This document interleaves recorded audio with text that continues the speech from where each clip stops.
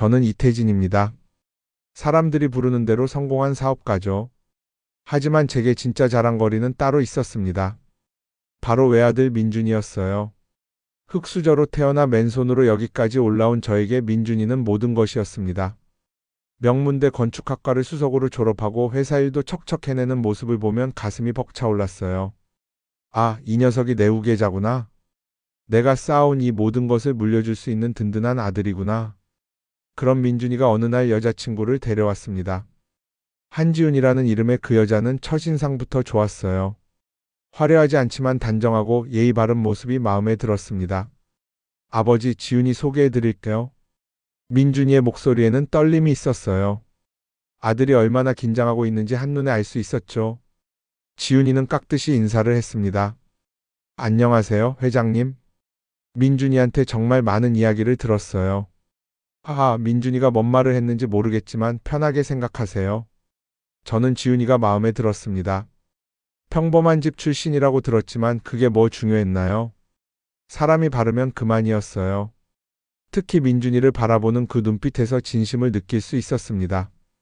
지훈 씨, 우리 민준이가 워낙 일만 하는 녀석인데 잘 챙겨주세요.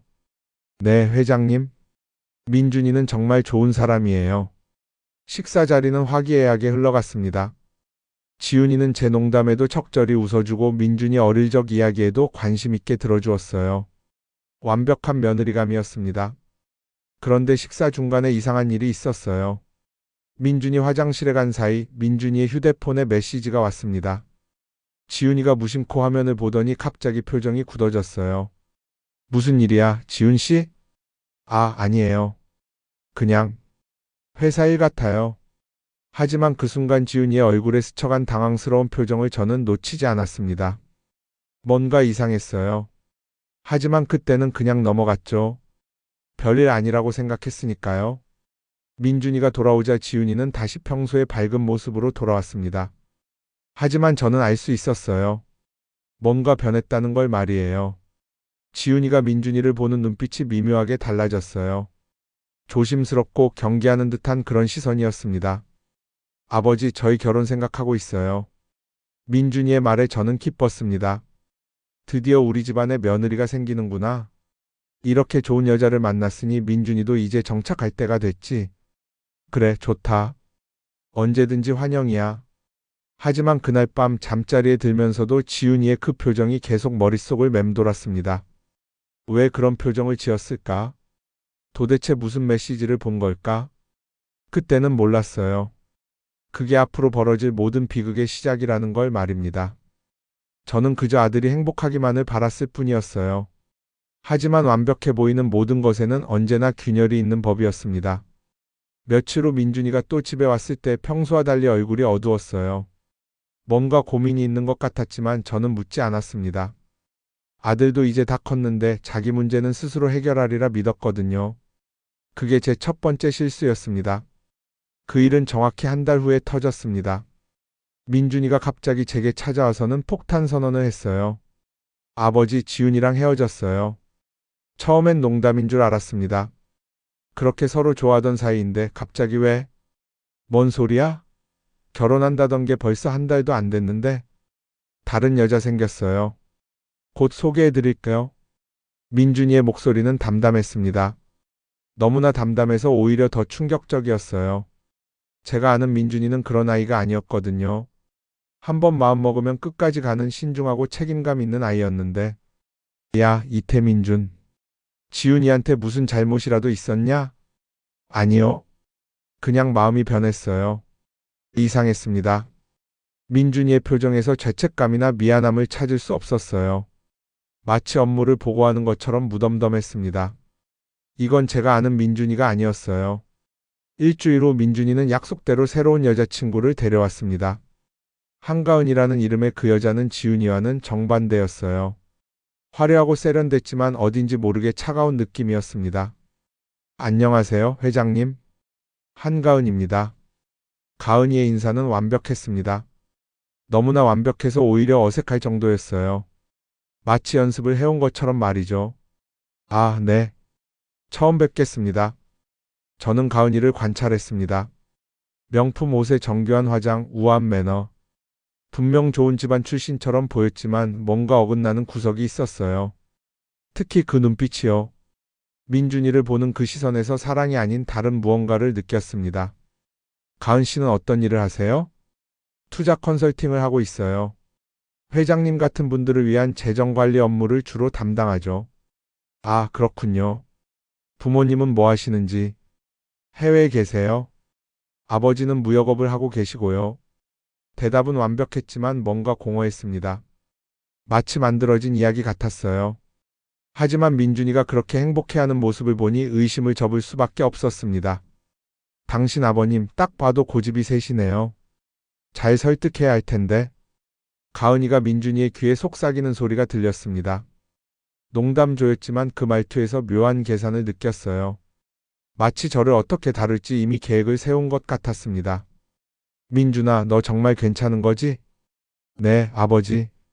가은이가 정말 좋아요. 이번엔 진짜예요. 민준이의 대답은 확고했습니다. 하지만 왜인지 그 확신이 오히려 의심스러웠어요. 한 달 전까지 지훈이를 그렇게 사랑한다던 아들이 어떻게 이렇게 쉽게 마음을 바꿀 수 있을까요? 그날 저녁 가은이와 민준이가 돌아간 후에도 마음이 편치 않았습니다. 제 사업가적 직감이 뭔가 잘못됐다고 경고를 보내고 있었어요. 하지만 동시에 제 자부심이 그 직감을 억눌렀습니다. 내 아들은 실패하지 않아. 민준이는 늘 올바른 선택을 해왔어. 이번에도 그럴 거야. 저는 그렇게 스스로를 설득했습니다. 민준이에 대한 믿음이 모든 의심을 덮어버렸어요. 그게 제 두 번째 실수였습니다. 아니, 어쩌면 가장 치명적인 실수였을지도 모르겠습니다. 결국 저는 민준이의 결혼을 허락했습니다. 가은이에 대한 의심은 여전했지만 아들의 행복한 모습을 보니 마음이 흔들렸어요.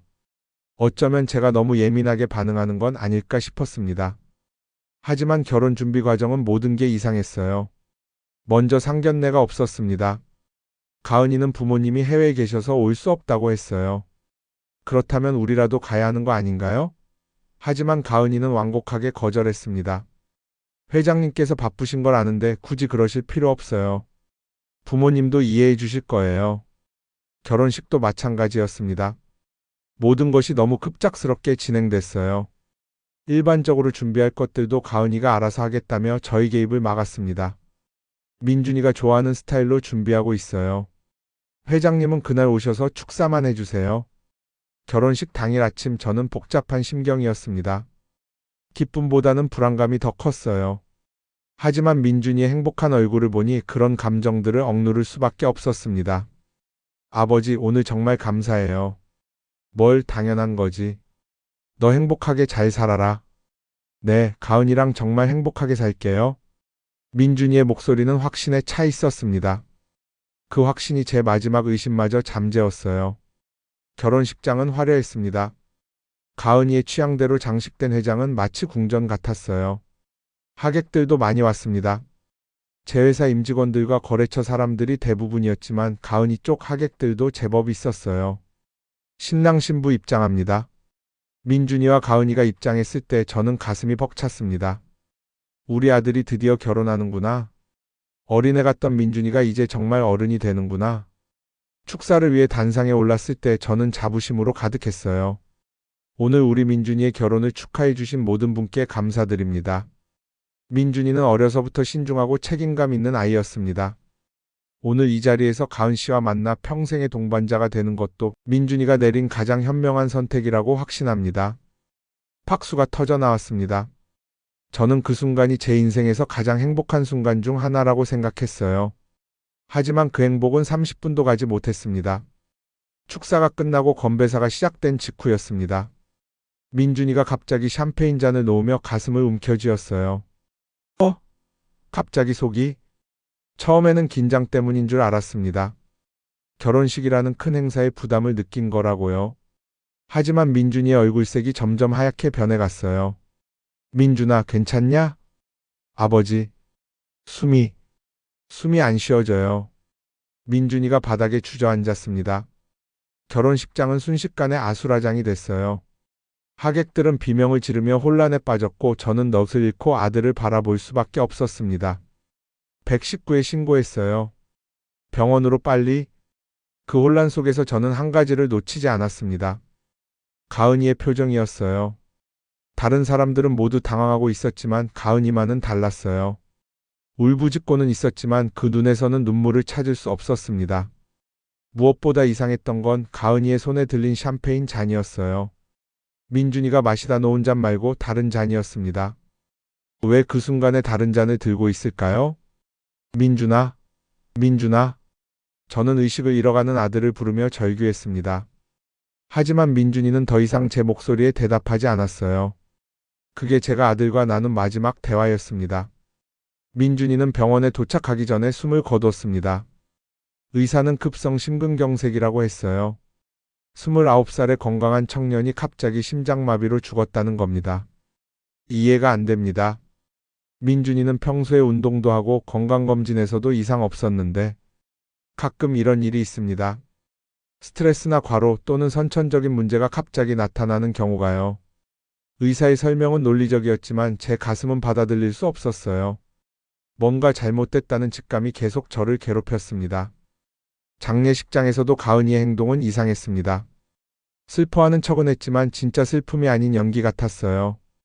특히 조문객들과 인사할 때의 모습을 보면서 확신했습니다. 이 여자는 뭔가 숨기고 있다고요. 회장님 많이 힘드시죠?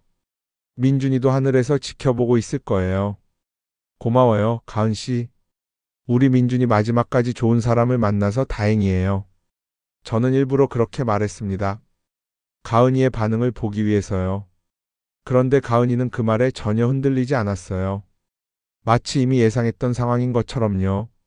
장례를 치른 후 저는 민준이의 방을 정리하기 시작했습니다. 아들의 유품을 하나하나 들여다보면서 제 마음도 조금씩 정리하려 했어요. 하지만 책상 서랍에서 발견한 서류들은 제 모든 생각을 바꿔놓았습니다. 첫 번째는 혼인신고서였습니다. 민준이의 서명이 있었지만 평소와 달리 삐뚤빼뚤했어요. 마치 몸이 불편한 상태에서 억지로 쓴 것 같았습니다. 제가 아는 민준이의 깔끔한 필체가 아니었어요. 이상하다. 왜 이렇게 글씨가 떨리지? 두 번째는 더욱 충격적이었습니다. 생명보험 가입 서류였는데 보험금이 50억 원이었어요. 그것도 결혼 한 달 전에 가입한 거였습니다. 더 놀라운 건 수익자였습니다. 처음에는 저로 되어 있었는데 보름 전에 한가운으로 변경되어 있었어요. 50억 원? 왜 갑자기 이런 거에게 보험에 가입했지? 그것도 수익자를 가은이로? 제 손이 떨렸습니다. 사업을 하면서 수많은 계약서를 봐왔지만 이렇게 의심스러운 서류는 처음이었어요. 모든 것이 너무나 계획적이고 의도적으로 보였습니다. 세 번째 서류는 가은이와 민준이가 주고받은 문자 메시지 출력물이었습니다. 민준이가 왜 이걸 출력해서 보관했을까요? 내용을 읽어보니 더욱 이상했습니다. 민준아, 오늘도 영양제 먹었어? 몸 관리 잘해야지. 속이 계속 안 좋네요.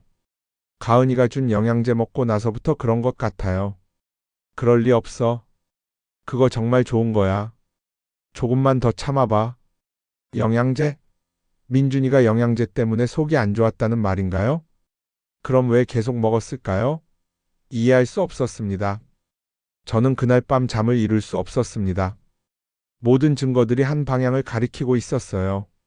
민준이의 죽음이 단순한 사고가 아니라는 방향을요. 하지만 그게 말이 되나요?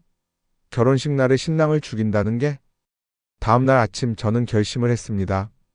제 사업가적 직감을 믿기로요. 지금까지 이 직감으로 수많은 위기를 넘겨왔으니까 이번에도 틀리지 않을 거라고 확신했습니다. 한가은, 너 도대체 누구냐? 우리 민준이한테 뭘 한 거냐?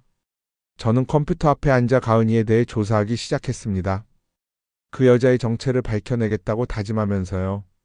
민준이를 위해서라도 진실을 찾아야 했습니다. 저는 수집한 증거들을 가지고 경찰서에 갔습니다. 하지만 경찰의 반응은 예상보다 차가웠어요. 회장님, 이제 모든 게 끝났네요. 변호사가 저에게 말했습니다. 하지만 저는 알고 있었어요. 끝난 게 아니라 이제 시작이라는 걸 말입니다. 재판이 끝난 후 강민호의 회사는 파산했습니다. 주가는 폭락했고 거래처들은 모두 등을 돌렸어요. 제가 의도한 대로 강민호는 완전히 무너졌습니다. 이태진, 이렇게 만족하냐? 구치소에서 만난 강민호는 초라한 모습이었어요. 예전의 거만함은 온데간데 없이 사라졌습니다. 만족하지 않아. 우리 민준이는 돌아오지 않으니까. 그럼 뭘 더 원하는 거야? 내가 평생 후회하며 살기를 바라. 강민호는 더 이상 아무 말도 하지 않았습니다. 그의 눈에서는 모든 희망이 사라져 있었어요. 한가은도 마찬가지였습니다. 무기징역을 선고받은 그녀는 더 이상 예전의 화려한 모습이 아니었어요. 마지막까지 자신의 무죄를 주장했지만 아무도 믿지 않았습니다. 이태진 회장님 정말 미안해요. 정말 민준 씨를 사랑했어요. 면회실에서 한가은이 마지막으로 한 말이었습니다. 하지만 그 눈에는 여전히 진실된 감정을 찾을 수 없었어요. 연기였습니다. 끝까지 연기였어요. 복수는 완성됐지만 제 마음은 여전히 비어 있었습니다. 한가은과 강민호를 처벌했다고 해서 민준이가 돌아오는 건 아니었거든요. 저는 그제서야 깨달았습니다. 복수로는 진정한 위안을 얻을 수 없다는 걸 말이에요. 아드님을 잃으신 슬픔은 이해합니다만 이걸로는 수사를 시작하기 어렵습니다. 왜요? 이렇게 의심스러운 정황이 많은데? 보험 가입이나 수익자 변경은 모두 적법한 절차입니다. 서명이 평소와 다르다고 하셔도 스트레스나 몸의 변화로 얼마든지 달라질 수 있거든요. 형사의 말은 논리적이었지만 제 가슴은 받아들일 수 없었어요. 분명히 뭔가 잘못됐는데 왜 아무도 믿어주지 않을까요? 그럼 부검은 어떻게 하죠? 이미 화장하셨잖아요. 그리고 의료진의 소견도 자연사로 나왔고요. 저는 절망했습니다. 제 모든 논리와 추리가 법 앞에서는 무력했어요. 사업에서는 그토록 정확했던 제 판단력이 여기서는 아무 소용 없었습니다. 변호사와 상담해봐도 마찬가지였어요. 회장님, 솔직히 말씀드리면 승산이 거의 없습니다. 정황상 의심스러운 부분이 있지만 법적으로 입증할 수 있는 증거가 부족해요. 그럼 우리 민준이는 그냥 죽은 채로 있어야 한다는 말입니까? 지금으로서는 더 확실한 증거를 찾아야 합니다. 더 확실한 증거? 도대체 어디서 어떻게 찾으란 말인가요? 저는 막막했습니다. 평생 모든 문제를 논리와 돈으로 해결해 왔는데 이번엔 그 어느 것도 통하지 않았어요. 그때 뜻밖의 전화가 왔습니다. 회장님, 저 지윤이에요. 한지윤이요. 민준이의 전 여자친구 지윤이었습니다. 왜 지윤이가 제게 전화를 했을까요? 아, 지윤 씨? 무슨 일이세요? 회장님, 혹시 시간 되시면 잠깐 뵐 수 있을까요? 민준이 오빠 일로 말씀드릴 게 있어요. 1시간 후 지윤이가 제 사무실로 찾아왔습니다. 예전보다 많이 야윈 얼굴이었어요. 민준이의 죽음이 지윤이에게도 큰 충격이었던 것 같았습니다. 회장님, 민준이 오빠 정말 많이 보고 싶어요. 지윤이의 눈에서 눈물이 흘렀습니다. 진짜 눈물이었어요.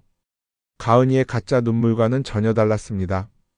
지윤 씨도 많이 힘들었겠어요. 그런데 무슨 얘기를 하려고? 회장님, 민준이 오빠가 결혼 직전에 저한테 연락했었어요. 뭐라고 했는데? 지윤이가 조심스럽게 작은 수첩을 꺼냈습니다. 이거 민준이 오빠가 마지막에 저한테 준 거예요. 자기 건강 상태나 먹는 약들을 적어놨다면서요. 뭔가 이상하다고 기록해두고 싶다고 했어요. 수첩을 열어보니 민준이의 깔끔한 필체로 빼곡히 적혀 있었습니다. 날짜별로 몸의 변화와 증상들이 자세히 기록되어 있었어요. 3월 15일 요즘 계속 속이 안 좋고 잠도 잘 못 잔다. 3월 18일 가은이가 준 영양제 먹고 나면 더 안 좋아지는 것 같다. 3월 22일 영양제 이름은 바이탈 플러스. 가은이가 특별히 주문했다고 함. 3월 25일 이상하다. 왜 이런 증상이 계속될까? 민준이가 자신의 몸에 일어나는 변화를 의심하고 있었다는 증거였습니다. 그리고 마지막 페이지에는 이런 메모가 있었어요. 지훈아, 혹시 내게 무슨 일이 생기면 이걸 아버지께 드려. 뭔가 이상해. 제 손이 떨렸습니다. 민준이가 자신의 죽음을 예감하고 있었다는 거잖아요. 지훈 씨, 이거 언제 받았어요? 결혼식 사흘 전이었어요. 민준이 오빠가 갑자기 저한테 전화해서 만나자고 했어요. 그때 정말 안색이 좋지 않았어요. 그럼 왜 그때 말하지 않았어요? 오빠가 부탁했어요. 가은이한테는 절대 말하지 말라고. 그냥 자기가 예민해진 것일 수도 있다고 했어요. 하지만 이렇게 될 줄 몰랐어요. 지훈이는 다시 울음을 터뜨렸습니다. 저도 마음이 무너져 내렸어요. 아들이 도움을 요청했는데 아무도 몰랐던 거잖아요. 지훈 씨, 이 영양제 이름 바이탈 플러스 어디서 파는 건지 알아요? 아니요, 처음 들어봐요. 하지만 민준이 오빠가 자주 가은이한테 물어봤대요. 어디서 구했냐고. 가은이는 뭐라고 했나요? 특별한 루트가 있다고 했대요. 비싸지만 정말 좋은 거라고. 특별한 루트? 점점 의심스러웠습니다. 일반적인 영양제라면 왜 특별한 루트가 필요할까요? 그날 밤 저는 지훈이가 준 수첩을 보며 새로운 계획을 세웠습니다. 법이 저를 도와주지 않는다면 제 방식으로 진실을 찾아야겠다고 결심했어요. 민준이가 남긴 마지막 메시지를 헛되이 할 수는 없었습니다. 지훈이의 증언을 바탕으로 저는 다시 한번 부검을 요청했습니다. 이번에는 제대로 준비를 했어요. 회사 법률팀을 총동원해서 모든 법적 절차를 밟았습니다. 회장님, 이미 화장을 하셨는데 부검이 가능할까요? 불가능하지 않아. 육골에서도 독성 물질이 검출될 수 있어. 특히 중금속이나 특정 독소들은 말이야. 제 법률팀장의 말에 희망을 걸었습니다. 경찰은 여전히 반대했지만 저는 물러서지 않았어요. 정치적 압력까지 동원해서 부검 허가를 받아냈습니다. 며칠 후 부검 결과가 나왔습니다. 국립과학수사연구원에서 온 보고서를 받아든 순간 저는 온몸에 전율이 흘렀어요. 회장님, 결과가 나왔습니다. 어떻게 나왔어요? 아칸토라는 식물성 독소가 검출되었습니다. 상당량이죠. 아칸토? 처음 들어보는 이름이었습니다. 그게 뭐예요? 남미 아마존에서 자라는 독성 식물입니다. 소량을 장기간 복용하면 소화장애를 일으키다가 결국 심장마비로 이어집니다. 국내에서는 거의 구할 수 없는 독소죠. 제가 맞았습니다. 민준이는 독살당한 거였어요. 그것도 계획적이고 치밀하게 말입니다. 이 독소 어디서 구할 수 있나요? 일반적으로는 불가능합니다. 특수한 루트를 통해서만 구할 수 있어요. 아마 암시장이나 특정 연구기관을 통해서. 특수한 루트. 가은이가 지훈이에게 했던 말과 일치했습니다. 이제 확실해졌어요. 한가은이 민준이를 죽였다는 것이. 저는 즉시 제 인맥을 총동원해 아칸토에 대해 조사하기 시작했습니다. 제약업계, 연구기관, 심지어 불법 거래상들까지 모든 루트를 뒤졌어요. 일주일 후 중요한 단서를 잡았습니다. 제 지인 중 한 명이 과거 사건 기록을 가져왔어요. 태진아, 이거 봐.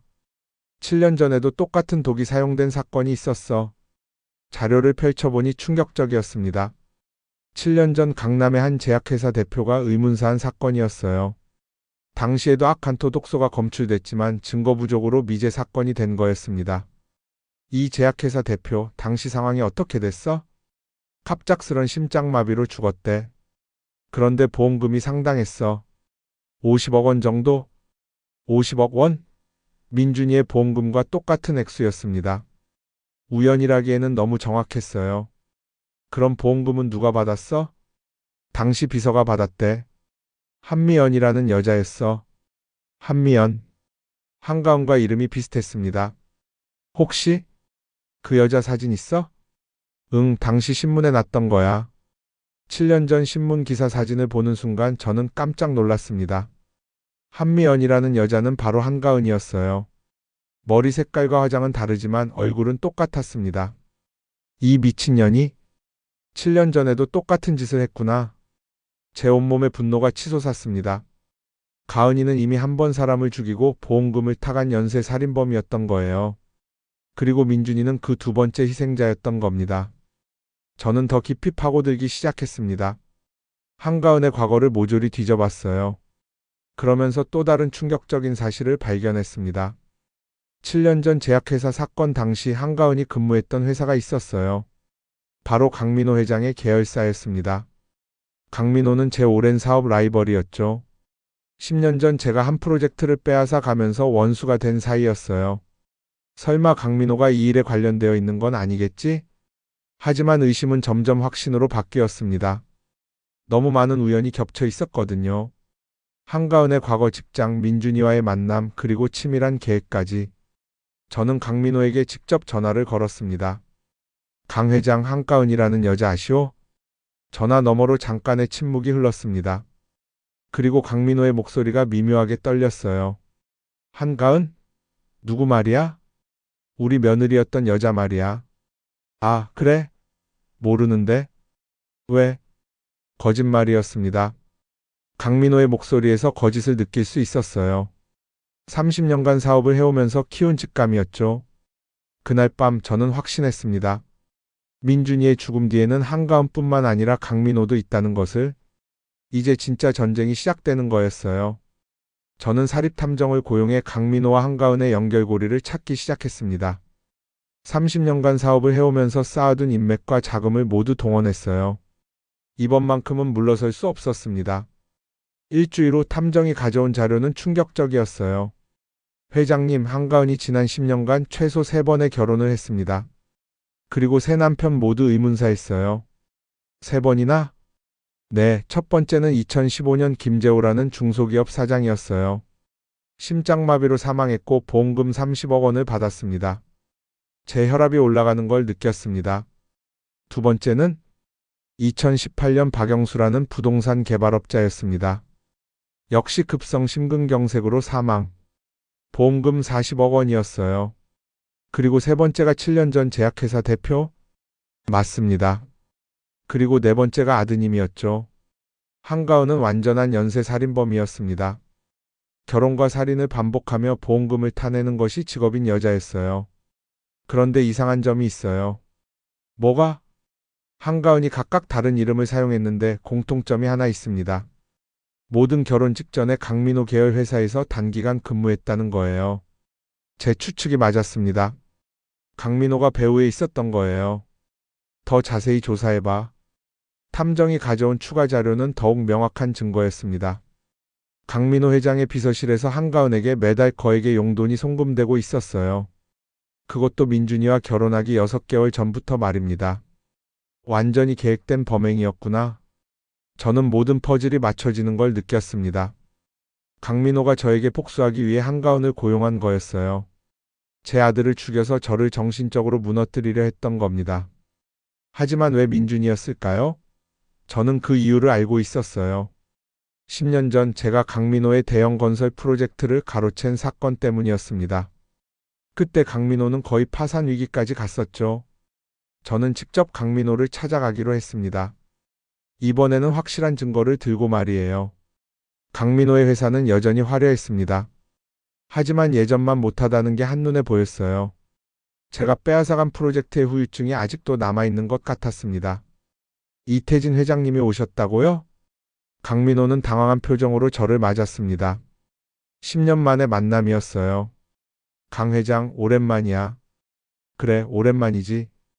그런데 갑자기 웬일로? 내 아들 죽인 일로 왔어. 강민호의 표정이 순간 굳었습니다. 무슨 소리야? 내 아들이 죽었다고? 모르는 척하지 마. 한가은 통해서 우리 민준이 죽인 거 다 알고 있어. 뭔 소리를 하는 거야? 나는 한가은이 누군지도 모르는데. 여전히 거짓말을 하고 있었습니다. 하지만 저는 이번에 증거를 가지고 왔어요. 그럼 이것도 모르겠어? 저는 강민호가 한가은에게 송금한 기록을 내밀었습니다. 강민호의 얼굴이 하얗게 질렸어요. 이건 어떻게? 30년간 사업하면서 이런 걸 못 찾을 줄 알았어? 강민호, 너 완전히 끝났어. 강민호는 잠시 말을 잃었습니다.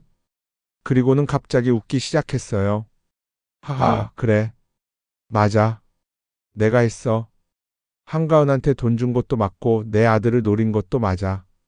드디어 자백했습니다. 왜 그랬어? 사업은 사업이잖아. 사업은 사업이라고. 10년 전에 내가 뭘 했는지 기억나? 내 회사를 완전히 망하게 만들었잖아. 내 직원들이 모두 거리로 나앉았어. 그건 정당한 경쟁이었어. 정당한 경쟁? 너는 정치인들까지 매수해서 내 허가를 취소시켰잖아. 그게 정당한 경쟁이야? 강민호의 목소리에는 10년간 쌓인 원한이 담겨 있었습니다. 그래서 내 아들을 죽인 거야? 내 아들이 죽으면 넌 무너질 줄 알았어. 그런데 이렇게 되돌아올 줄은 몰랐지.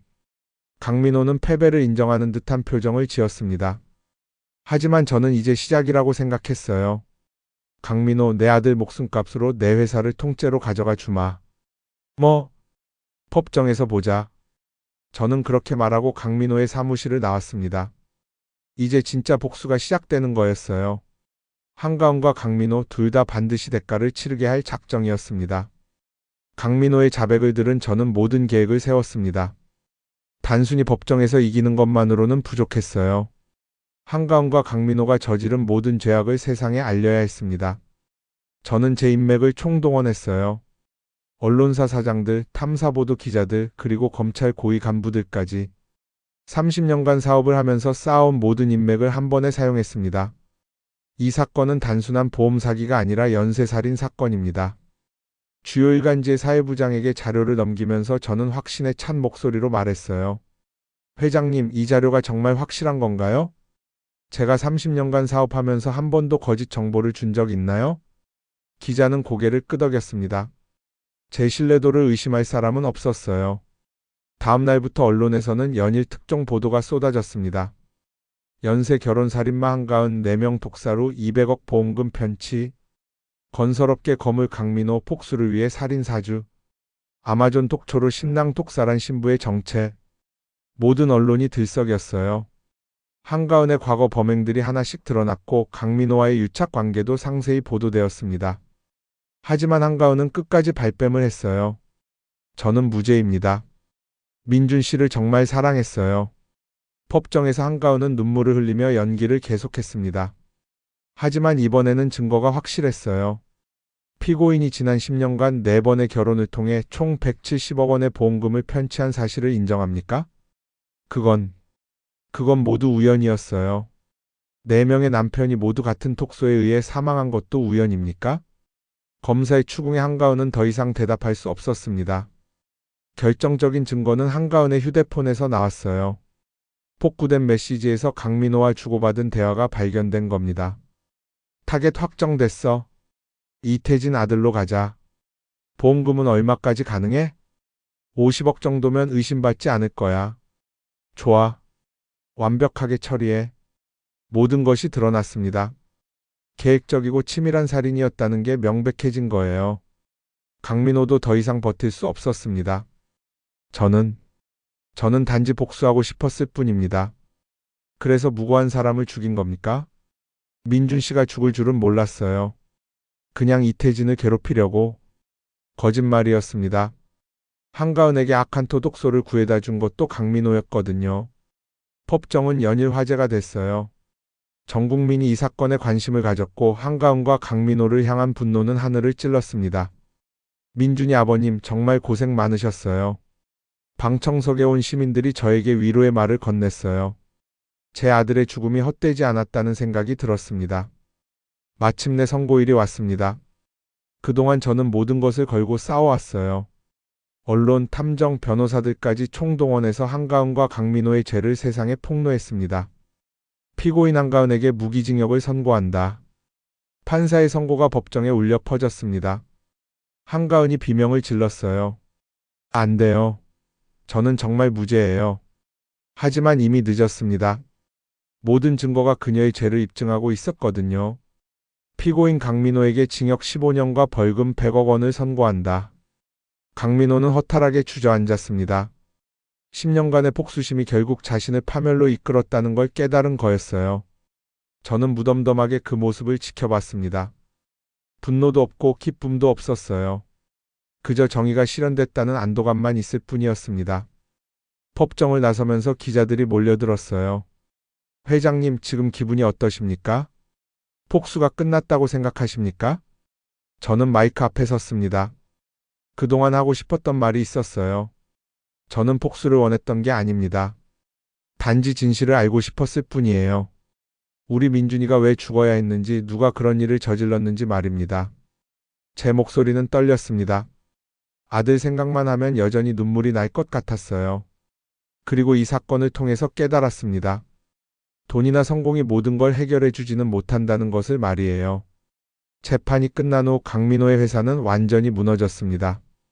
주가는 폭락했고 거래처들은 모두 등을 돌렸어요. 직원들은 대량 해고됐고 강민호의 가족들도 사회적 지탄을 받았습니다. 이태진, 이렇게 만족하냐? 구치소에서 만난 강민호는 초라한 모습이었어요. 예전의 거만함은 온데간데 없이 사라졌습니다. 만족하지 않아. 우리 민준이는 돌아오지 않으니까. 그럼 뭘 더 원하는 거야? 내가 평생 후회하며 살기를 바라. 강민호는 더 이상 아무 말도 하지 않았습니다. 그의 눈에서는 모든 희망이 사라져 있었어요. 한가은도 마찬가지였습니다. 무기징역을 선고받은 그녀는 더 이상 예전의 화려한 모습이 아니었어요. 이태진 회장님 정말 미안해요. 정말 민준 씨를 사랑했어요. 면회실에서 한가은이 마지막으로 한 말이었습니다. 하지만 그 눈에는 여전히 진실된 감정을 찾을 수 없었어요. 연기였습니다. 끝까지 연기였어요. 한가은, 너는 사랑이 뭔지도 모르는 여자야. 평생 감옥에서 썩어라. 저는 그렇게 말하고 면회실을 나왔습니다. 더 이상 그 여자와 할 말은 없었어요. 폭수는 완성됐지만 제 마음은 여전히 비어 있었습니다. 한가은과 강민호를 처벌했다고 해서 민준이가 돌아오는 건 아니었거든요. 저는 그제서야 깨달았습니다. 폭수로는 진정한 위안을 얻을 수 없다는 걸 말이에요. 그날 밤 저는 민준이의 무덤을 찾았습니다. 민준아, 아빠가 내 원수들을 다 잡았어. 이제 좀 마음이 편해지겠지? 하지만 대답은 없었습니다. 찬바람만 불어올 뿐이었어요. 저는 그때 알았습니다. 진짜 중요한 건 폭수가 아니라 민준이의 기억을 어떻게 이어가느냐는 거라는 걸 말이에요. 폭수가 끝나고 며칠이 지났지만 저는 여전히 공허했습니다. 한가은과 강민호가 처벌받았다고 해서 제 마음의 상처가 아무는 건 아니었거든요. 오히려 더 외로웠어요. 이제 민준이를 생각할 이유마저 사라진 것 같았으니까요. 그때 지훈이가 저를 찾아왔습니다. 재판 내내 저를 도와줬던 그 고마운 아이였어요. 회장님, 안녕하세요. 지훈 씨, 어서 와요. 그동안 정말 고마웠어요. 지훈이의 얼굴은 예전보다 많이 밝아져 있었습니다. 민준이의 원수들이 처벌받았다는 소식에 위안을 얻은 것 같았어요. 회장님, 혹시 시간 있으시면 제안 하나 드리고 싶은 게 있어요. 무슨 제안이죠?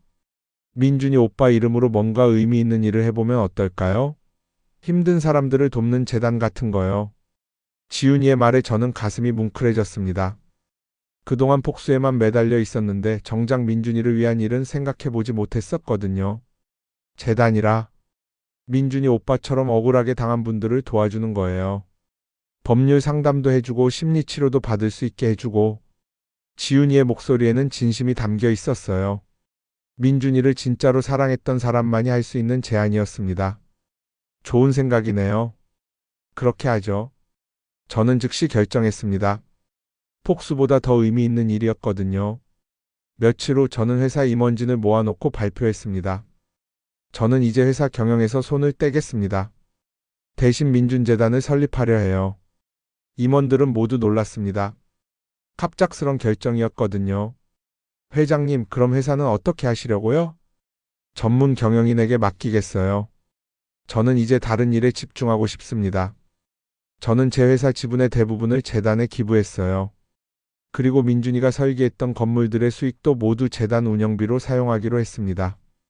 민준재단은 범죄 피해자 가족들을 돕는 일을 하겠습니다. 법률 지원, 심리 상담, 그리고 생활비 지원까지 모든 걸 다 도와드릴 거예요. 재단 설립 발표 기자회견에서 저는 확신에 찬 목소리로 말했어요. 저 역시 범죄 피해자 가족입니다. 그 고통이 얼마나 큰지 누구보다 잘 알아요. 앞으로는 그런 분들과 함께 싸우겠습니다. 기자들은 열심히 받아 적었어요. 제 변화에 모두들 놀라는 것 같았습니다. 재단이 문을 연 첫날 생각보다 많은 사람들이 찾아왔어요. 억울하게 당한 사연들, 경찰이나 법원에서 외면당한 이야기들, 모든 게 제 가슴을 아프게 했습니다. 회장님, 저희 아들도 민준 씨처럼 억울하게 죽었어요. 하지만 증거가 부족하다며 수사를 안 해주네요. 괜찮습니다. 저희가 도와드릴게요. 제가 겪어본 일이니까 더 잘 도울 수 있을 거예요. 그날부터 저는 새로운 삶을 살기 시작했습니다. 더 이상 차가운 사업가 이태진이 아니라 따뜻한 마음을 가진 아버지 이태진이었어요. 지훈이도 재단에서 함께 일하기로 했습니다. 민준이 오빠를 위해서라도 열심히 하고 싶어요. 고마워요, 지훈 씨. 민준이도 기뻐할 거예요. 재단에서 일하는 나날들은 평온했습니다. 폭수에 매달려 있을 때와는 완전히 다른 마음이었어요. 민준이의 이름으로 좋은 일을 한다는 게 이렇게 보람될 줄 몰랐습니다. 어느 날 재단을 찾아온 할머니가 있었어요. 회장님, 정말 고맙습니다. 저희 손자 사건 경찰에서 20년 동안 미제로 남겨뒀는데 재단에서 도와주셔서 진범을 잡았잖아요. 할머니의 눈에서 눈물이 흘렀습니다. 저도 덩달아 울컥했어요. 할머니, 저야말로 고맙습니다. 저에게 새로운 삶의 의미를 깨닫게 해주셔서요. 그날 저녁 저는 민준이의 무덤을 찾았습니다. 민준아, 아빠가 이제 알겠다. 복수보다 더 중요한 게 뭔지 말이야. 너의 이름으로 많은 사람들을 도우면서 살아가는 거였어. 바람이 불어왔습니다. 마치 민준이가 대답하는 것 같았어요. 아빠는 이제 행복해. 너를 잃은 슬픔은 여전하지만 그 슬픔을 다른 사람들을 위해 쓸 수 있게 됐거든. 그게 내가 아빠에게 남겨준 마지막 선물인 것 같다. 오늘도 저는 민준재단에서 많은 사람들과 함께 일하고 있습니다. 억울한 사연을 가진 분들, 범죄 피해로 고통받는 가족들, 그분들의 아픔을 조금이라도 덜어드릴 수 있다는 게 제겐 가장 큰 보람이에요. 민준이는 비록 세상을 떠났지만 그의 이름으로 계속해서 선한 일들이 일어나고 있습니다. 이게 바로 진짜 유산이 아닐까 싶어요. 복수보다 더 값진 사랑보다 더 의미 있는 유산 말입니다. 오늘 이야기가 좋으셨다면 구독과 댓글, 알림 설정 잊지 마시고 소중한 댓글 하나가 큰 힘이 됩니다. 시청해주셔서 진심으로 감사드립니다.